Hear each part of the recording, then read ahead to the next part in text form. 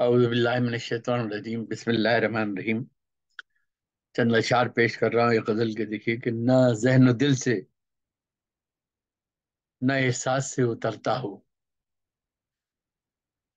یہ بوہ کے عنوان سے میں نے کہیں کہ نہ ذہن و دل سے نہ احساس سے اترتا ہو، کوئی تو ہو جو میرے دل کے زخم بھرتا ہو۔ کوئی تو فرد ہو ایسا کہ جس کے نام کے ساتھ الگ سا جذبہ میرے قلب میں ابھرتا ہو۔ کوئی تو شخص کہ جس کو زمانہ بھر چاہے مگر وہ سارے زمانے میں مجھ پہ مرتا ہو۔ میرے خیال میں دل میں اسی کا عکس بنے، وہ شخص جب بھی جہاں میں کہیں سنورتا ہو۔